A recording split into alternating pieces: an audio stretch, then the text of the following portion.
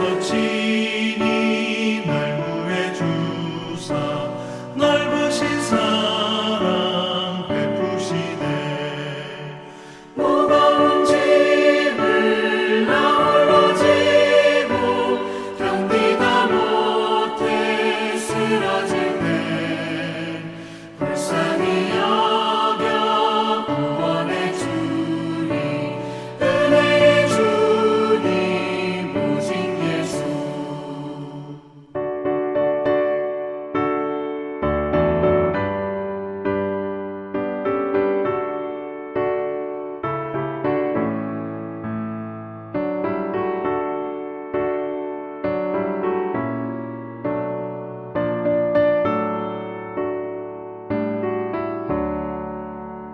내 짐이 점점 무거워질 때 주 예수 앞에 아뢰면 주께서 친히 날 구해 주사 내 대신 짐을 져주시네.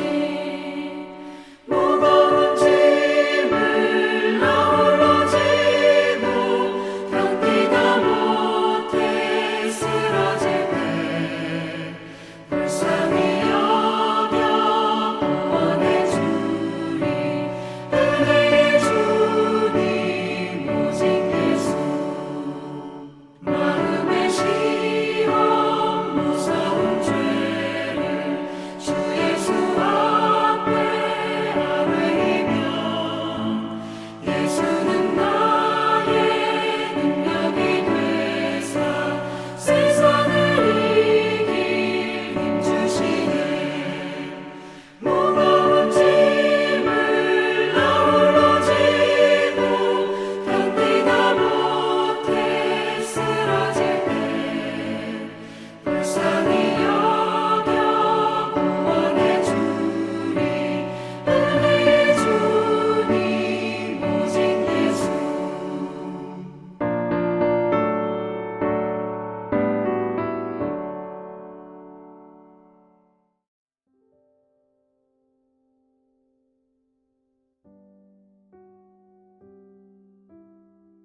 할렐루야. 우리와 늘 동행해 주시고 함께 하시는 하나님 아버지, 오늘도 변함없이 예배로 하루를 시작할 수 있게 하심을 감사드립니다. 이 거룩한 주일에 하나님 안에서 찬양하고 예배드릴 수 있는 것이 얼마나 큰 은혜요 축복인지를 고백합니다. 이 예배 가운데 임재하셔서 우리 기도에 응답하여 주시고 성령으로 충만케 하시옵소서. 예배를 통하여 우리의 삶에 용서가 있게 하시고 화해가 있게 하시어 부끄럽지 않는 모두가 되게 해 주시옵소서. 점점 심해져가는 코로나로 인해 어려운 이웃들이 많아지고 위험해지고 있습니다. 가족과 이웃을 위해 기도가 끊이지 않게 항상 기도하게 하시고 불안한 마음을 감추지 못하고 있는 이 상황들을 잘 대처해 나갈 수 있도록 불안한 마음을 물리치게 지혜와 명철을 주시옵소서. 하나님께서 이스라엘 백성을 광야에서 불 기둥과 구름 기둥으로 돌봐주셨듯이 저희들도 하나님 안에서 안전할 수 있도록 돌봐주시어 어렵고 힘든 이 시기를 잘 이겨나가도록 도와주시옵소서. 강한 믿음을 허락하사 고난 중에도 소망을 잃지 않게 언제나 함께하여 주시옵고 하루빨리 코로나 이전에 평안했던 삶으로 돌아가 모두 함께 모여 교회에서 예배드릴 수 있기를 간절히 바랍니다. 이 시간 목사님께서 말씀을 전하실 때 은혜를 더하사 능력의 말씀을 전할 수 있도록 성령 충만하게 하시고 영육간에 강건하게 하시어 듣는 우리도 말씀 안에서 은혜 받게 하옵소서. 교회를 위해 항상 기도하며 수고하시는 모든 교육자들에게도 은혜와 사랑을 더하사 하나님 계획에 동참하고 모든 사역 잘 감당하게 하옵소서. 항상 하나님께 맡기고 서로 협력하여 기도함으로써 위기를 지혜롭게 잘 극복하여 더 큰 축복을 받을 수 있게 해주실 것을 믿으며 우리를 사랑하시는 예수 그리스도의 이름으로 기도드렸습니다. 아멘.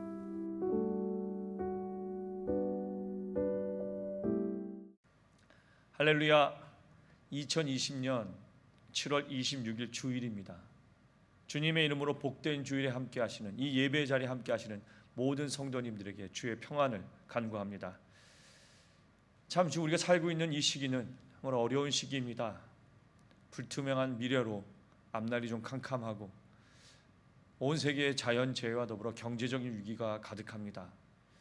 이럴 때일수록 예수 그리스도의 사랑의 은혜를 놓친다면 우리는 두려움이라고 하는 사탄이 가져오는 그 암울한 일들에 마음을 빼앗기고 힘들어하게 될 것입니다.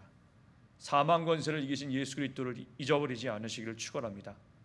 모든 이민지가 힘듭니다만 특별히 우리 시우다 테레스테 더욱 예수 그리스도의 이름으로 이 어려움을 이겨내고 예수 그리스도의 복음 앞에서 여러분의 감정을 다스리시고 여러분의 의견을 다스리시고 생각을 다스리셔서 평안함으로 상황을 지혜롭게 선택하는 은혜가 있어서 한 주간도 귀한 은혜로 승리하시기를 축원합니다. 저는 오늘 하나님 지금 우리에게는 위로가 필요합니다 라는 제목으로 고린도후서 1장 3절 4절의 말씀을 가지고 함께 은혜를 나누도록 하겠습니다. 우리 좌우에 있는 분에 인사하시죠. 하나님의 은혜가 당신과 함께 있습니다. 하나님의 은혜가 당신과 함께 있습니다. 한 번 더 인사합니다. 하나님의 위로가 당신과 함께 하십니다. 하나님의 위로가 당신과 함께 하십니다. 아멘. 여러분이 잘 아시는 것처럼 사도 바울은 예수 그리스도의 복음을 전하면서 여러 가지 어려움을 겪었습니다. 그래서 우리는 사도 바울을 고난의 사도라고 이야기하죠. 그러나 사도 바울은 자신이 받는 고난과 환난을 통해서 낙심하지 않고 오히려 더욱더 강건한 믿음으로 승리하며 나갔습니다. 고난 가운데서도 하나님을 만났고 고난 가운데서도 기쁨을 얻었고 그리고 무엇보다 고난 가운데 하나님의 위로함을 받았습니다.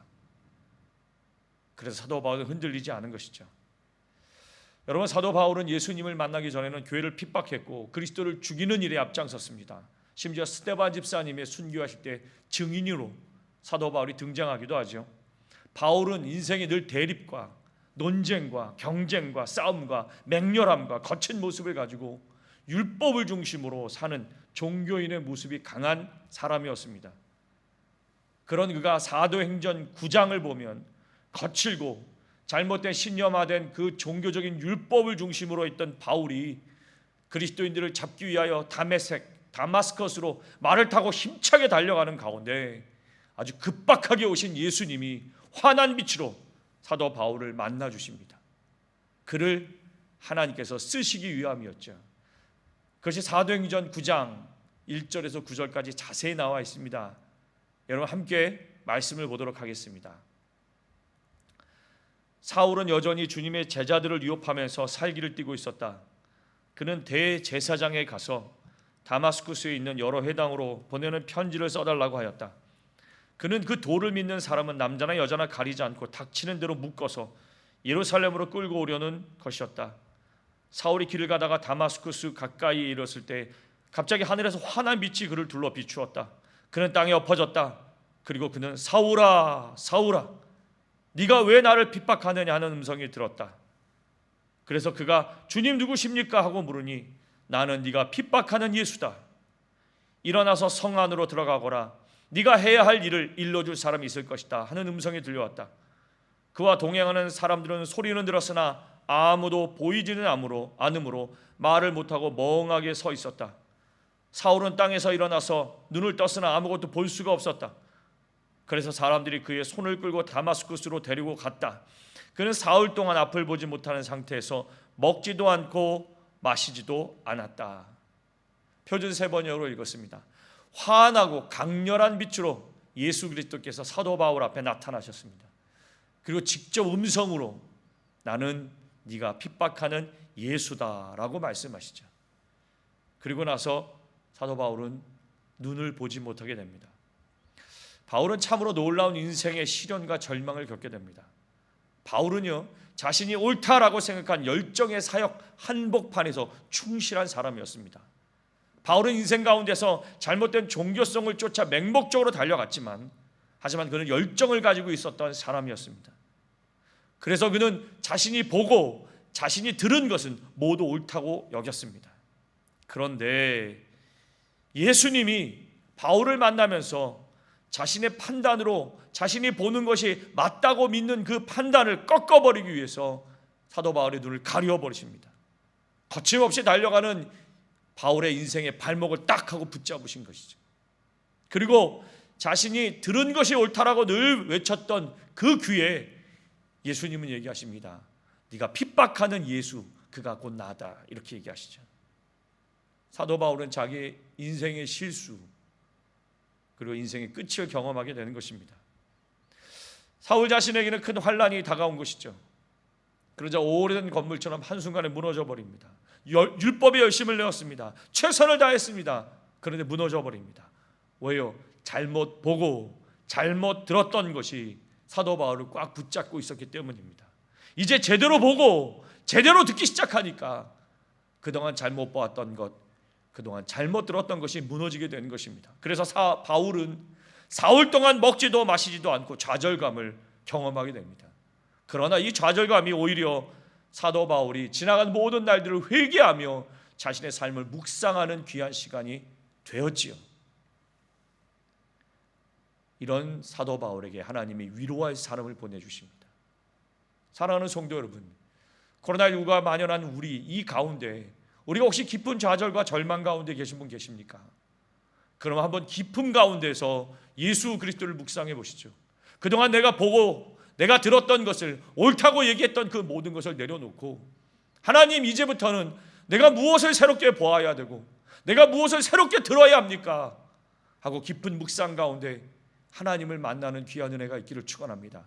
그러면 하나님은 여러분을 위로할 사람, 여러분과 동행할 사람, 여러분을 인도할 사람을 보내주실 것입니다. 하나님은 바울에게 아나니아라는 사람을 보냅니다. 그리고 예수님은 아나니아에게 바울을 내가 택한 그릇이라고 말씀하시면서 그에게 가서 안수기도를 해주라고 이야기하시죠. 아나니아는 처음에 불평을 하다가 순종하며 바울에게 가서 안수기도를 해줍니다. 동시에 그 안수기도를 통해서 바울은 눈을 떠지고 그리고 성령이 충만함을 경험하게 됩니다. 그러므로 바울은 이제 자신의 눈이 아닌 예수님의 눈으로 세상을 보게 되고 자신의 귀로 들은 것을 듣고 가는 것이 아니라 예수님의 음성을 듣게 되고 무엇보다 성령의 음성을 따라 그의 삶이 인도받게 되는 것이죠. 그래서 그는 복음을 전하는 사도가 된 것입니다. 사도행전 9장 15절에서 19절의 말씀입니다. 주님께서 그에게 말씀하셨다. 가거라. 그는 내 이름을 이방 사람들과 임금들과 이스라엘 자손들 앞에 가지고 갈 내가 택한 내 그릇이다. 그가 내 이름을 위하여 얼마나 많은 고난을 받아야 할지를 내가 그에게 보여주려고 한다. 그래서 아나니아가 떠나서 그 집에 들어가 사울에게 손을 얹고 형제 사울이여, 그대가 오는 도중에 그대에게 나타나신 주 예수께서 나를 보내셨어. 그것은 그대가 시력을 회복하고 성령으로 충만하게 되도록 하시려는 것이요 하고 말하였다. 그 사울의 눈에서 비늘 같은 것이 떨어져 나가고 그는 시력을 회복하였다. 그리고 그는 일어나서 침례를 받고 음식을 먹고 힘을 얻었다. 사울은 며칠 동안 다마스커스에 있는 제자들과 함께 지냈다. 표준 세 번역을 읽었습니다. 여러분, 사도 바울은 예수님을 만나고 자신이 변화된 사건이 자신의 삶에 뼈묻히게 사무칩니다. 그래서 사도행전 9장과 사도행전 21장과 사도행전 26장에 무려 3번에 걸쳐서 내가 어떻게 예수님을 만났는지, 그리고 예수님을 통해서 내가 어떻게 변화되었고 어떻게 믿게 되었는지 복음을 전하는 곳마다 그는 간증을 합니다. 바로 지금 제가 여러분에게 설명했던 이 간증을 하는 것입니다. 그렇게 예수님에게 위로를 받은 바울은 인생이 완전히 바뀌게 되는 것이죠. 이제 세상을, 인생을, 그리고 말씀을, 율법을 예수님의 눈으로 보게 됩니다. 그리고 그가 변화된 것은 뭐냐면 이제 자기 동족으로 돌아가고 이방인들을 향하여 가고 그리고 그들에게 예수 그리스도가 구원자이심이 분명한 것을 증거하고 복음을 전하고 그리고 그것을 믿는, 예전에는 세상으로 자기의 생각으로 강했던 그 바울이 이제는 예수 그리스도로 인하여 강한 자가 된 것이죠. 여러분, 믿음이란 하나님의 말씀과 예수님의 행하신 일을 통해 위로받고 그것을 통해 전적으로 예수님을 신뢰하는 것을 믿음이라고 얘기하는 겁니다. 믿음은 저절로 생기지 않습니다. 위로하시는 예수 그리스도의 음성을 듣고 그가 변화되는 것이죠. 그래서 우리는 잘 알죠. 믿음은 들음에서 납니다. 누가복음 5장 15절에서 26절에는 예수님이 거하고 계시는 집에 기와를 뜯고 중풍병자를 침대에 누워서 내려보내는 사람들의 이야기가 기록되어 있습니다. 믿음에 대한 기록이죠. 예수님께서 하나님의 아들이요 구세주인데 그분이 모든 병을 고치시고 고침을 받은 사람들은 새롭게 살아가더라라는 소문이 퍼지기 시작했습니다. 어디예요? 유대 땅이에요. 그리고 사람들은 그 소문을 듣습니다.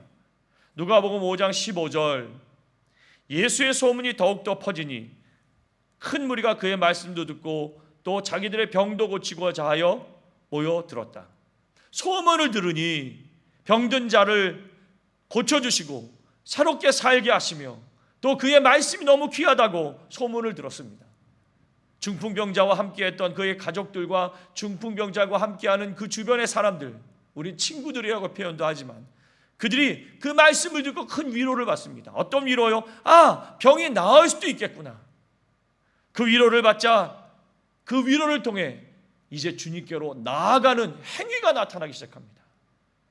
중풍병자와 가까이 있던 사람들이 그 말씀을 듣고 위로를 얻고 믿음을 갖고 행함이 나타나기 시작하면서 침상에 중풍병자를 누이고 예수님 앞에 찾아오게 되죠.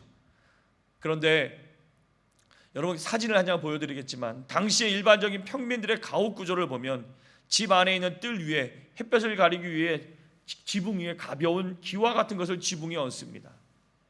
그리고 풀들도 얹게 되죠. 중풍병자와 함께 온 사람들은 중풍병자와 함께 문을 통하여 함께 들어가고자 했으나 사람들이 너무 많아서 도저히 들어갈 수 없었습니다. 그래서 중풍병자를 메고 온 그 중풍병자의 친구들 사람들은 주님께서 말씀을 전하고 있는 그 집의 지붕으로 올라가서 지붕에 있는 기와를 들쳐내고 구멍을 만들어 침상에 중풍병자를 누운 후에 천천히 예수님 앞으로 위에서부터 지붕에서부터 내려놓았습니다. 보통은 사람들이 먼지가 난다고 화를 낼 만도 합니다. 하지만 예수님은 그렇지 않습니다. 예수님은 무엇을 보셔요? 그 마음의 중심에 믿음을 보시는 것이죠. 누가복음 5장 20절 예수께서 그들의 믿음을 보시고 말씀하셨다. 이 사람아 너의 죄가 용서받았다. 누구의 믿음을 보시고요? 중풍병자를 달아내린 사람들의 믿음을 보시고 말씀하셨습니다. 이 사람아 너의 죄가 용서받았다. 누가복음 5장 25절 그러자 곧 그는 사람들 앞에서 일어나 자기가 누웠던 침상을 거두어 들고 하나님을 찬양하면서 집으로 갔다. 아멘. 중풍병자를 지붕을 뚫고 달아서 내린 사람들의 믿음을 보시고 물론 중풍병자의 믿음도 보셨겠죠. 고쳐주셨습니다. 그러자 중풍병자가 병이 나가 침상을 들고 걸어갑니다. 이번에는 모든 사람들이 그 방에 있던 그 집에 있던 모든 사람들이 병고침을 받은 중풍병자를 통해 위로를 받습니다. 나도 나을 수 있겠구나. 나도 회복될 수 있겠구나. 그 중풍병자의 찬양하는 소리는 하늘을 울리는 하나님의 위로의 음성이었을 것입니다. 유대인들이 그렇게 오랫동안 기다렸던 구원자 예수님의 오심을 찬양하는 소리였을 것입니다. 그 자리에 있던 모든 자들이 위로를 얻고 예수 그리스도의 구원자 되심을 알리는 그 위로의 평안이 그 가정에 가득하였을 것입니다. 사도 바울은 이것을 이렇게 말합니다. 오늘 본문 말씀이시죠. 고린도후서 1장 3절 4절 우리 주 예수 그리스도의 아버지이신 하나님을 찬양합시다.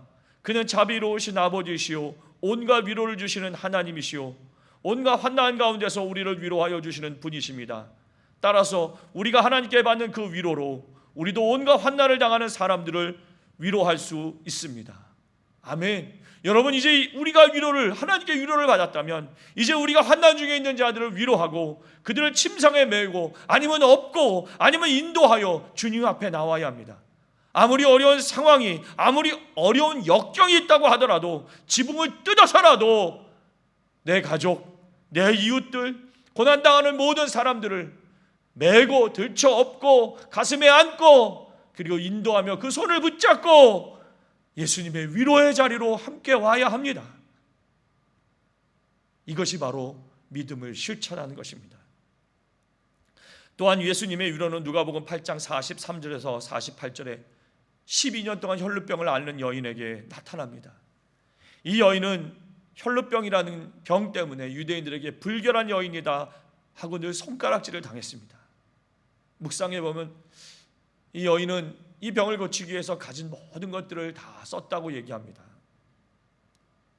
참 가슴 아픈 일이죠. 이 여인은 자신의 병에 대해서 비난하지도 않고 손가락질을 하지도 않고 자신의 병을 위로하고 병을 고쳐줄 사람이 필요했습니다. 그런데 이 여인이 예수님이 병을 고치신다는 소문을 또 듣습니다. 그런데 이 소문이 희망을 잃은 이 여인에게 위로가 되었어요. 아, 예수님께만 가면 내 병이 나을 수 있겠구나. 나는 어떻게 하든지 예수님을 만나면 되겠구나. 그리고 정말로 간절하게 그 여인은 아픈 몸을 가지고 예수님을 찾아갑니다. 하지만 여인은 예수님 앞에 나아가고 사람들 앞에 나아가기가 부끄러웠죠. 늘 손가락질을 당했습니다. 상처가 얼마나 많았겠습니까? 그래서 땅에 엎드려 조용히 예수님의 겉옷에 손을 대더라도 내 병이 나을 수 있을 것이라는 그 믿음을 가지고 그 위로를 가지고 예수님에게 손을 댑니다. 참으로 놀라운 것은 혈루병이 즉시 나았습니다. 그러자 예수님께서 이렇게 말씀하십니다. 누가복음 8장 48절. 예수께서 그 여자에게 말씀하셨다. 딸아, 너의 믿음이 너를 구원하였다. 평안히 가거라.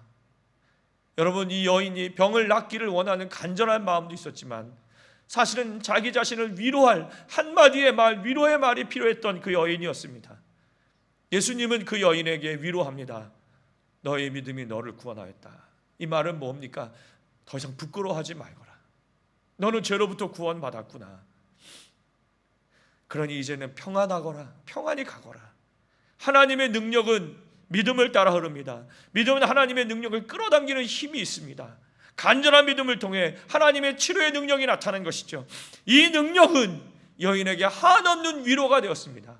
분명코 이야기하지만 이 여인은 예수님의 발밑에 무릎을 꿇고 한없이 울었을 겁니다. 한없이 울었을 겁니다. 예수님의 위로와 예수님의 구원이 그 여인에게 한없는 눈물을 흐르게 하였고, 그리고 그 여인을 치료하는 놀라운 능력으로 나타난 것이죠. 귀신이 떠나갈 것이고 문제를 해결하는 그 능력이 되었을 것입니다. 여러분, 오늘도 우리는 그런 이 여인에게 있는 위로의 능력이, 위로의 그 큰 힘이 우리에게도 있을 수 있습니다. 여러분, 온 마음과 정성을 다해서 하나님께 예배를 드려보십시오. 우리는 이 기쁨을, 이 위로를 누릴 수 있습니다. 다윗 왕이 하나님의 법궤를 옮기면서 마음과 정성, 신령과 진정을 다해 예배드리는 모습이 성경에 기록되어 있습니다. 그리고 사도 다윗은 법궤를 통하여 큰 위로를 받습니다. 내용은 이렇습니다. 하나님의 법궤가 엘리 제사장의 두 아들에 의하여 전쟁터에 나갑니다. 블레셋과의 전쟁에서 승리하기 위하여 법궤가 오면 온 이스라엘이 힘을 내어 전쟁에 싸우면 승리할 줄 알았죠. 그런데 어이없게도 블레셋에게 하나님의 법궤를 빼앗기게 됩니다. 법궤는 블레셋 땅을 다니면서 전염병을 일으키고 블레셋 사람들에게 큰 두려움을 가져오게 하죠. 그래서 블레셋 사람들은 결국 어미소가 이끄는 수레에 법궤를 실려 벳세메스로 가게 됩니다. 그런데 이 벳세메스에 있는 사람들이 하나님의 법궤가 신기하니까 뚜껑을 열어보다가 70여 명이 죽어버립니다. 이후 법궤는 두려운 가운데 아비나답의 집에 모셔집니다. 사무엘상 7장 1절입니다. 기럇 여아림 사람들이 와서 주님의 법궤를 옮겨 언덕 위에 있는 아비나답의 집에 들여놓고 그의 아들 엘리야사를 거룩히 구별을 세워서 주님의 법궤를 지키게 하였다. 오랜 시간이 지났습니다. 그리고 사무엘하 6장에 다윗 왕이 법궤가 아비나답의 집에 있다는 것을 듣게 되는 것이죠.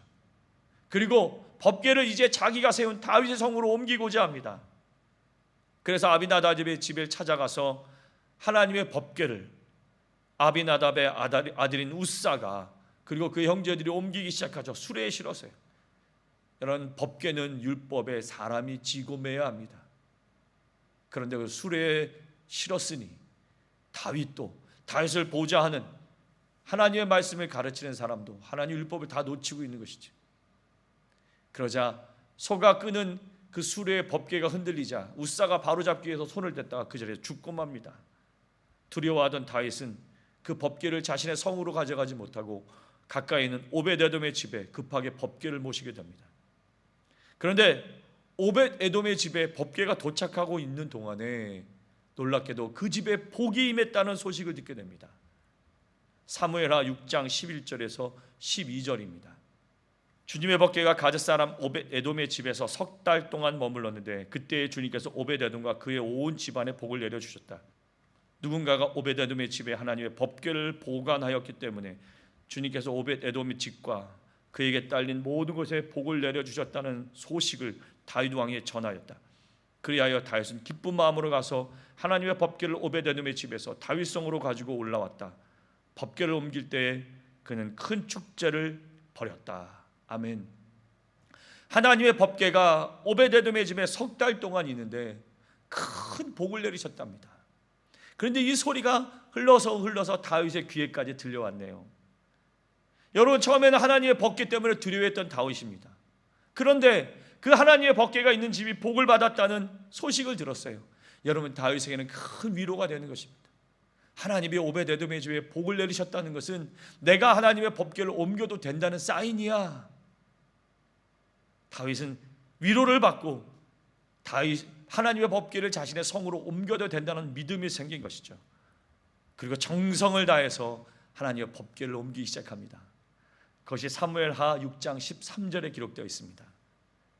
다윗은 주님의 법궤를 맨 사람들이 6걸음을 옮길 때에 행렬을 멈추게 하고 소와 살찐 양을 제물로 잡아서 바쳤다.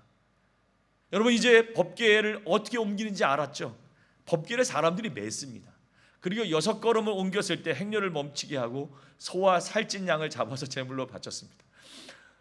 거리가 얼마나 될런지는 모르겠지만 참으로 힘든 여정이었을 것입니다. 하지만 다윗은 기쁘게 위로를 받고 정성을 다해서 하나님의 법궤를 옮깁니다. 그러자 법궤가 다윗의 성으로 드디어 도착했습니다. 이번에는 하나님께 번제를 드리고 화목제를 드립니다. 사무엘하 6장 17절의 말씀입니다. 다윗은 번제와 화목제를 드리고 나서 만군의 주님의 이름으로 백성에게 복을 빌어주고, 다윗은 법궤가 자신의 성으로 들어오자 이제 하나님이 나의 집에 거하신다는 기쁨과 위로가 가득하여서 자연스럽게 하나님께 예물을 드리고 번제를 태워서 하나님께 드리고 화목제 드려서 온 백성들과 함께 음식을 나누어 먹습니다. 얼마나 기쁨은 그랬을까요? 법궤가 위로가 됩니다. 이제 하나님의 돌보심과 축복이 자신의 성에 가득할 것을 믿습니다. 그러니 얼마나 다윗은 안심이 되고 위로가 되겠습니까? 그러니 그의 예배가 신령과 진정으로 귀하게 드려지게 되는 것이죠. 사랑하는 성도 여러분, 하나님의 위로가 저와 여러분들에게도 있습니다. 우리 교회에도 있고 여러분의 가정에도 있습니다.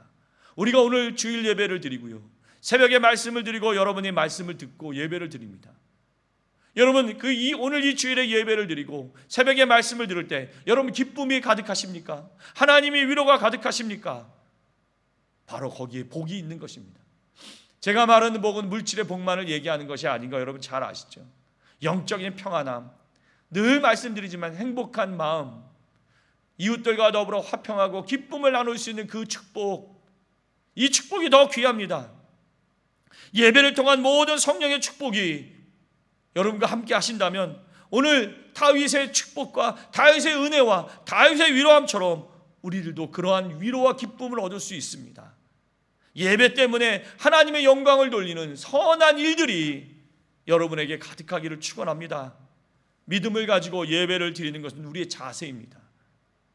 그리고 믿음을 가지고 예배를 드려 하나님 앞에 정성을 다해 예배를 통해 하나님의 위로를 받는 것은 하나님 우리에게 내려주시는 성령의 축복입니다. 여러분, 이제 다윗과 이스라엘 백성들이 하나님 앞에 예배를 드리고 함께 식사를 나누면서 춤을 추며 나팔을 불며 하나님께 영광을 돌립니다. 모든 백성들이 함께 음식을 나눕니다. 사무엘상 6장 16절, 18절, 19절이 말씀입니다. 그들이 주님의 궤를 들어다가 다윗의 궤를 두려고 쳐놓은 장막안 제자리에 옮겨 놓았을 때에 다윗이 주님 앞에 번제와 화목제를 드렸다. 그곳에 모인 온 이스라엘 백성에게 남녀를 가리지 않고 각 사람에게 빵 한 덩어리와 고기 한 점과 건포도 과자 한 개씩을 나누어 줬다. 그런 다음에 온 백성이 각각 자기들의 집으로 돌아갔다. 얼마나 기쁜 일입니까? 하나님의 법궤가, 하나님의 임재가 우리의 가정에 가득 찼을 때 그 기쁨으로 우리는 이웃들과 함께 밥을 먹고 교회가 예배를 드렸을 때에 현장 예배를 드렸을 때 과거에 우리는 어땠습니까? 식사를 나누었고 함께 교제했습니다. 그 기쁨으로 그 은혜로 우리는 예배를 드리거나 하나님의 위로의 축복을 받게 되는 것입니다. 여러분, 예배 시간은 그 은혜의 위로하심을 공급받는 시간입니다. 하나님이 주시는 위로의 은혜가 부족하면 우리의 인생에 만족함이 없어집니다. 그리고 피곤해집니다. 자꾸 문제가 생기고 다툼이 일어나죠. 하나님이 위로부터 오는 성령의 위로의 은혜가 우리의 삶의 예배에 가득하게 되면 우리가 드려지는 모든 삶 그리고 행하는 모든 일에 하나님의 감격과 격려를 통해 인생이 평안해지실 것입니다. 전투기 조종사 출신의 조지아주 로열교회 레니어 목사님이 비행학교에서 훈련을 받을 때 교관이 늘 강조했던 말 한마디가 자기를 살렸다고 간증합니다. 그를 살린 말 한마디는 이것입니다. 당신이 비행기를 탔을 때, 비행기를 조종했을 때 당신의 느낌이나 판단을 믿지 말고 비행기 안에 있는 고도 계기를 끝까지 믿으라는 것이었습니다. 고도 계기가 뭐냐면 비행기를 조종할 때 앞에 이렇게 수평을 맞춰 놓고 어디가 하늘이고 어디가 땅인지, 그리고 당신은 지금 어떻게 수평을 위치하고 있는지 뭐 그런 거겠죠. 그런데 어느 날 저녁 늦은 시간에 야간에 비행기를 몰게 되었습니다. 그런데 당황하는 일이 생겼어요. 너무 껌껌하니까 어디가 하늘인지 어디가 땅인지를 구분할 수 없었다는 거예요. 여러분, 이건 조금만 잘못하면 죽는 겁니다. 만약에 땅을 하늘로 알고 거꾸로 돌면 그냥 땅에 곤두박질 치는 것이죠. 실로 생과 사를 결정짓는 중요한 상황이었습니다. 그때 교관의 말 한마디가 생각났답니다. 끝까지 고도 계기를 주의하여 보고 그것대로 가라. 결국 그 캄캄하여서 어디가 하늘인지 어디가 땅인지 모르는 상황에서 무사히 착륙할 수 있었답니다. 우리가 인생을 살아가면서 때때로 이해할 수 없는 일들이, 어려운 일들이 우리에게 펼쳐집니다. 그런데 우리는 자꾸 우리의 판단으로, 우리의 생각으로 나아가려 합니다. 여러분, 그것이 땅으로 곤두박질 칠지 모르고 어려움으로 다가갈지 모르는데도 우리는 우리의 판단을 믿습니다. 여러분, 그럴 때 꼭 기억하십시오. 하나님의 예배의 자리에 나와 하나님 앞에 기도하며 하나님의 위로함을 받고 성령의 인도하심을 따라 가보십시오. 하나님이 우리를 버리지 않는 이상, 아니요, 버리지 않으시죠. 내가 세상 끝날까지 너희와 항상 함께 있을 것이라고 말씀하셨습니다. 하나님은 합력하여 좋은 것을 이루십니다. 우리는 이것을 믿습니다. 이것이 우리에게 위로가 됩니다. 그러니 여러분이 뜻 가운데 움직이지 마시고 예배를 통해, 기도를 통해, 찬양을 통해, 하나님의 말씀을 통해 하나님 우리를 어디로 인도하시는지를 깨달아 그 말씀 가운데 순종하며 그 길을 가시기를 축원합니다. 하나님은 오늘도 우리를 위로하시기를 원하십니다. 하나님은 오늘도 우리가 하나님의 길로 가기를 원하십니다. 그런 하나님은 오늘도 거룩한 하나님의 오른손의 권능의 팔을 펴사 우리를 끌어당기시며 품 안에 우리를 보호하시고 인도하십니다. 사랑하는 성도 여러분, 믿음은 바라는 것들의 실상입니다. 그리고 보지 못하는 것의 증거입니다. 하나님은 우리를 향한 더욱 놀라운 계획을 가지고 계십니다. 그런데 그 하나님은 우리에게 고난과 연단도 허락하십니다. 힘들고 캄캄한 지금의 상황과 시기에서도 여러분, 우리가 하나님이 캄캄한 상황에서 밝은 길로 갈 수 있는 방법은 하나님의 위로를 받으셔야 합니다.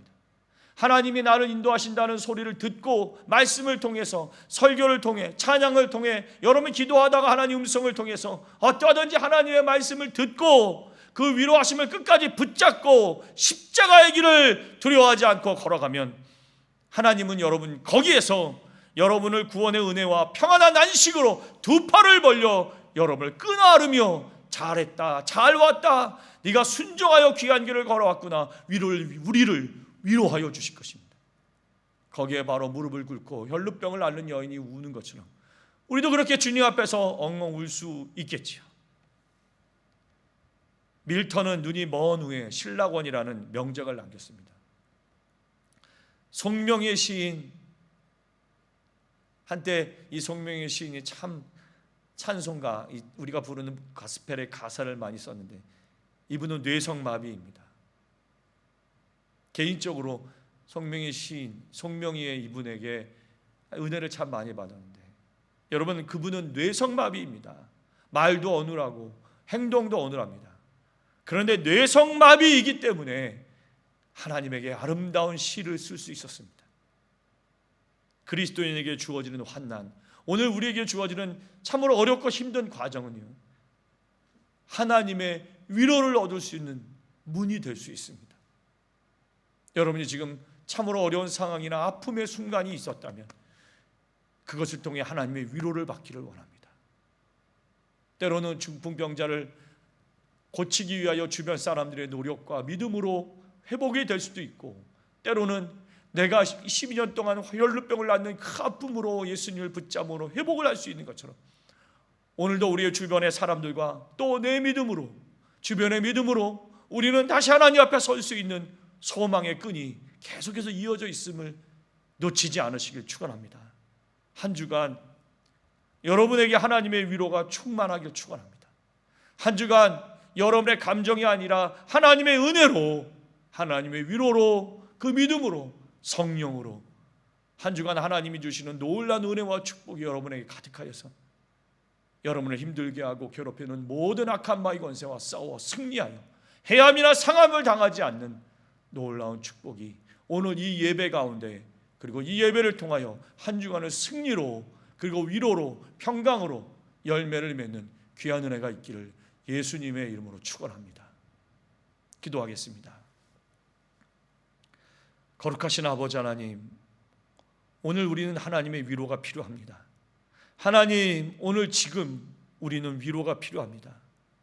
이 위로의 하나님이 오늘도 우리의 가정과 우리의 일터와 우리의 모든 상황 가운데 함께 하셔서 위로하시고 평강을 얻게 하셔서 하나님의 나의 주인 되심을 고백하며 내 감정이나 내 판단에 의지하지 아니하고 오직 하나님의 뜻 가운데 아름다운 열매를 맺는 하나님의 백성들, 하나님의 선택한 백성들 될 수 있도록 우리를 인도하여 주옵소서. 오늘도 그 하나님의 위로함으로, 그것을 믿음으로 악한 마귀 권세와 싸워 능히 승리하여 내 마음을 지키고 감정을 지키고 삶을 지켜내어 하나님의 선한 일을 이루는 사랑하는 남미순복음 데레스테 교회와 그리고 이 교회의 성도님들과 예배를 드리는 모든 성도님들 머리 위에 하나님의 그 기쁨이 함께하기를 예수님의 이름으로 축복하며 기도드립니다. 아멘. 하나님을 사랑하는 귀한 백성들이 다윗의 마음처럼 간절한 마음으로 예배를 드린 후에 하나님께 귀한 예물 드립니다. 이 예물은 이 귀한 성도님들의 마음이요 정성이며 예배를 드린 하나님의 감사함이오니, 예배를 드리고 이 예물을 드린 성도님들의 눈물을 닦아주시고 어려운 상황에서 건져주시고 하나님이 주신 예물을 통해서, 물질을 통해서 성도들의 모든 삶을 하나님의 기쁨을 누리는 풍요로움을 더하여 주옵소서. 더불어 이 예물이 쓰이는 곳마다 하나님의 영광의 열매가 가득하며 하나님의 복음이 전파되는 곳에 쓰이게 하여 주옵소서. 지금은 우리 주 예수 그리스도의 은혜와 성부 하나님의 극진하신 사랑과 보혜사 성령님의 내주 감화 감동 교통 충만케 하는 축복이 오늘도 하나님께 예물을 드리며 정성을 다해 예배를 드리며 무엇보다 위로하시는 하나님의 그 위로를 간구하며 믿음 가운데 서신 성도님들의 머리 위에와 가정과 일터와 기도하는 제목이 하나님이 돌보시고 악한 마귀 조금 더 틈타지 아니하며 아름다운 열매를 맺게 되는 축복이 이제로부터 영원토록 함께 하시기를 예수님의 이름으로 간절히 축원하옵나이다. 아멘.